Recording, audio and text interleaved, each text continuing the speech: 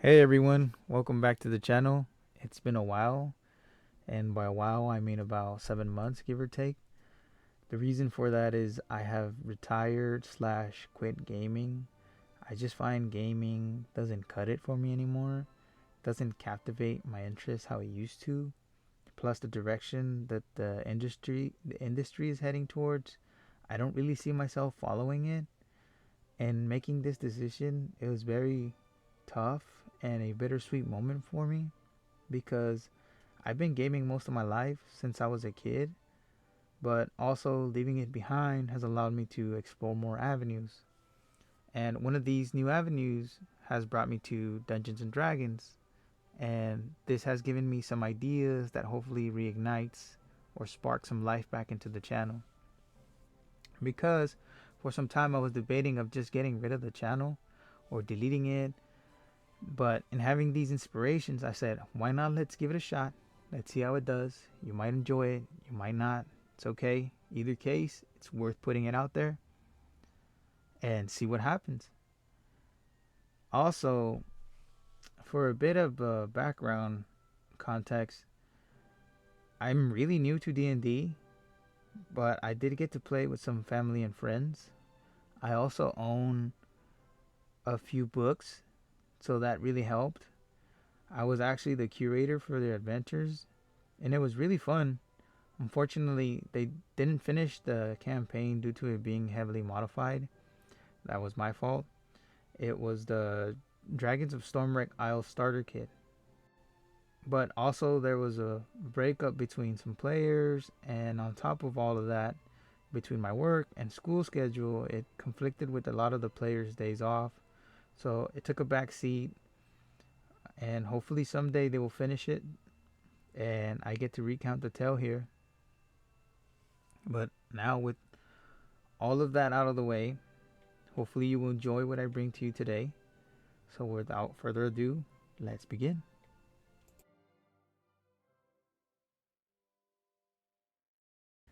It's dark. The only light you see is about 60 feet in front of you. As you get closer, you hear a crowd cheering, "Yeah!"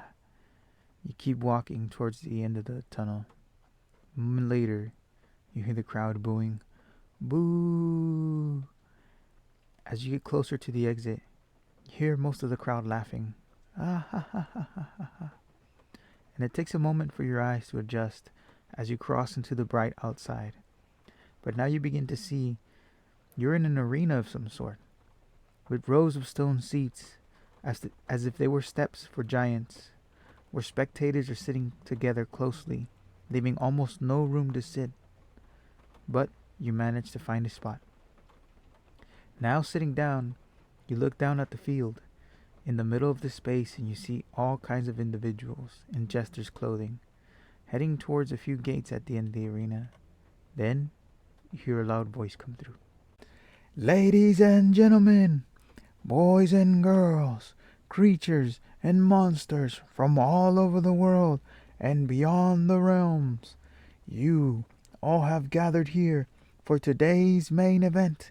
But not only that, but you all have gathered here for much more than that. You all have gathered here for the bloodshed. Ah, for the violence. Yeah, for the glory. Yeah, and for money. Yeah. Now, let's welcome the brave warrior who will take on the Emperor's trial and earn their right to their freedom." As he finishes saying this, he waves his hand towards the north side of the arena. There you see a blue water-like sphere manifest, swirling inward, with a few rays of electricity surging through. It makes a strange charging noise, and boom, it implodes, revealing an individual in knight's armor. He looks like an older man. He has a white long mustache that almost looks like horns coming from his nostrils, with a short but very cleanly cut hair that also matches the white of his mustache. Now you see the commentator fly down from where he was posted, holding an orb of some kind. "Welcome, brave warrior. What is your name?" as the orb gets put into his face. "Huh? What? Where am I? I am..." The commentator interrupts him and he goes, "Old and slow. Let's see if old and slow will come out victorious. Or will he meet his end today? Bring out his opponents." The gate opens, the ones you previously saw, and out jump two lions. Knight, seeing this, puts on his helmet and shouts, "I will not be bested!" And we roll for initiative. I'm going to roll for the knight. Roll for the lion. I'm going to roll for the other lion. The two lions then slowly start to flank the knight. One from the left and one from the right. The one from the right we'll call Lion 1, and the one from the left we'll call Lion 2. So the one from the right, Lion 1, doesn't hesitate. He makes his first attack. That's gonna miss. Next up, it's the knight's turn, and he has two attacks. He's gonna make his first attack. That's a miss, and he's gonna make his second attack, and that is gonna connect. The lion then is gonna take 7 points of slashing damage. And next up is lion number 2, and that will miss as well. One of the lions takes a swing. Old and slow manages to dodge out of the way. He answers back with one of his own. It goes wide, swings back with the second strike. It connects. The second lion also takes a swing, but old and slow is not so slow, just barely moving out of the way. Ladies and gentlemen, this match is getting heated, and the crowd just erupts. Yeah! Next up, it's Lion 1's turn, and that is gonna miss. Then it's the Knight's turn again for his first attack. That is gonna hit. For his second attack, that's gonna hit as well. For the first attack, the lion's gonna take 7 points of slashing damage, and for the second attack, 9 points of slashing damage. Now it's the second lion's turn, and that is gonna hit, and the knight is gonna take 8 points of piercing damage. The lion, leading the charge, takes another swipe, but old and slow deflects, responding with 2 massive strikes of his own. This lion is not looking good, folks. Distracted, old and slow can't manage to dodge out of the way this time. The second lion takes a huge bite out of his shoulders. This match is really starting to come alive here, folks. And the crowd erupts one more time. Yeah!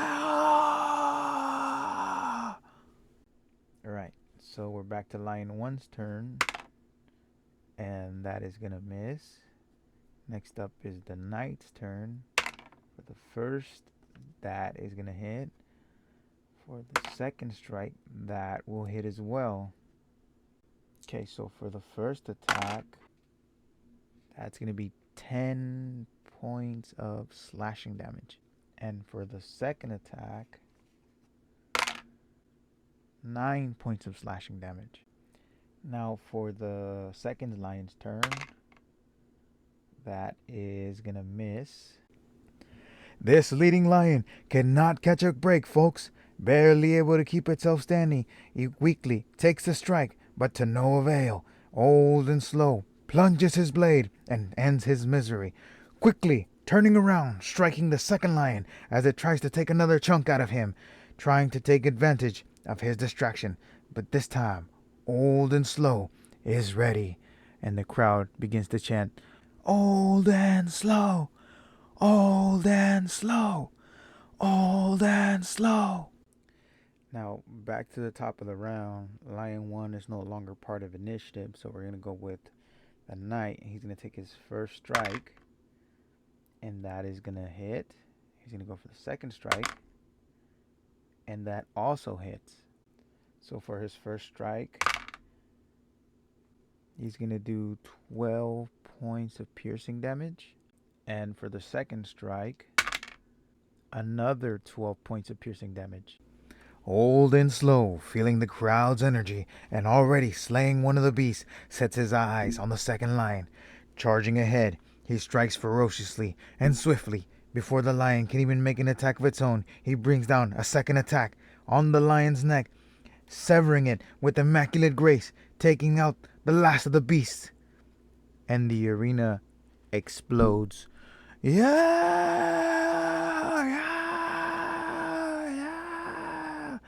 But then the commentator says, "Or it would be, but we have one final challenger for our brave warrior face." The gates open once more, and a lion appears, much bigger, much stronger, with a more profound, louder roar. It's wearing anklets of gold color, and instead of a full, thick mane, it's braided with different kinds of jewelry embedded into it. The commentator, speaking once more, says, "Impressed with your performance, the Emperor sends his royal lion as final opponent to your trial." And as he finishes speaking, the royal lion makes a full sprint towards the knight and is going to make a pounce attack. And that is going to miss. Now, I'm going to roll for the knight for the first attack. That is going to miss. And for the second attack, that is going to hit. So he's going to take 10 points of piercing damage, slashing damage. The royal lion tries to pounce, but Old and Slow rolls out of the way, replying with two of his own. Still off balance, misses the first, but manages to catch his footing and connects with the second. The royal lion does not look happy. Both contenders now staring each other down. The royal lion is going to go for another pounce attack. That is going to hit. The knight is going to take 11 points of piercing damage, and he must make a strength saving throw. And the knight is going to roll. That is a fail. So that means the lion is going to take another attack as a bonus action, and that is going to hit. The knight's going to take another 10 points of piercing damage. Now it's the knight's turn to attack, and that is going to miss for his first attack, and that is going to hit for his second attack. The lion is going to take 7 points of slashing damage. This is coming down to the wire, folks. The royal lion leaps once more, and this time manages to dig its claws in, thus knocking over Old and Slow down to the ground. But it's not over. The attacks keep coming. With its powerful jaws, takes a bite out of Old and Slow's forearm. Screaming in agony, he tries to retaliate, but still in pain, can't seem to find its target. Missing his attack, goes for another, this time slashing it across the face. Sparks are flying here today, both sides looking heavily damaged. A few more strikes on either side could be the end. The crowd, ecstatic from the energy, just starts to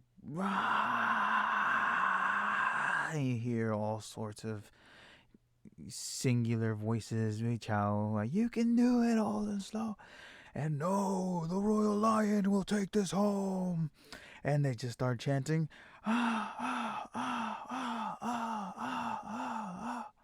Back to the top of the round. The lion is going to take another leap attack, and that is going to miss. Now it's the knight's turn for his first attack. That is a natural 1. And for his second attack, that is going to hit. So for the natural 1, the way I'm going to penalize this is I'm going to give the Royal Lion advantage on his next attack. But for the knight's second attack, the lion is going to take 15 points of slashing damage. We are rapidly approaching the final moments here, folks. The Royal Lion, once again seeking the catch, old and slow off guard, leaps into the air and takes a swing with his razor-sharp claws, but only managing to scratch the armor. Old and slow, not looking so great, is unable to find his balance, takes one of the most absolutely terrifying strikes I have ever seen, almost as if he was trying to deliberately miss the target. He stabilizes for a moment, followed by one of the most ferocious strikes I have ever witnessed. What a contrast! Both sides are giving it all they got. And the crowd keeps on chanting, "Oh, oh, oh, oh, oh, oh." Top of the round, Royal Lion's turn once more. He's going to take another leap attack, and that is going to hit. The knight is going to take 7 points of slashing damage, and will have to make another strength saving throw. He's going to roll. That is going to save. So the lion does not get a bonus action. Now I'm going to roll for the knight's first attack. That is going to hit. And the lion's going to take 14 points of slashing damage. The Royal Lion leaps with its claws fully out. The knight, standing his ground, gets fully engulfed by the lion's body. They both fall to the ground, and the arena falls silent. A moment passes. The lion's body starts to move, and the knight rises as he pushes the lion's body to the side, revealing the sword still impaled in its body. The knight, bloodied and injured, takes a look around and says, "Is this not amusing?" And then everyone starts to cheer. Hundreds, thousands of spectators clap and applaud the knight's victory. Congratulations in your victory. It looks like you have earned yourself the right to freedom and passage back home. And this is all thanks to our great and mighty Emperor Zul from the house of Eos. Zoeas, Zoeas, Zoeas. The commentator waves his hand towards where the emperor is located. You now see Emperor Zul is this somewhat misshapen round creature, like a ball of grease or a tumor, a giant central eye with a reptilian-like iris, a huge smile with rows of sharp teeth, akin to those of a shark, and stalk-like tendrils braided towards the back of his head. Your sharp perception catches something off with the tendrils, but you are not sure what it is. It may have looked like an eye, or it could have been a piece of jewelry. Emperor Zul gives a look to a man with the staff, and you see that familiar water-like sphere manifest around the knight, and with the same energy and burst, he disappears. That will conclude today's main event. Looks like today's brave warrior earned his right to freedom, but the next one might not be so lucky. Remember, you won't get better entertainment than here at Zul's Coliseum Entertainment. Zul, Zul, Zul, Zul, Zul, Zul, Zul. Thank you, everyone, for tuning in. I appreciate it. I hope you enjoyed. Have a wonderful morning, afternoon, or night whenever you're watching this. Take care of yourself and each other. Until next time.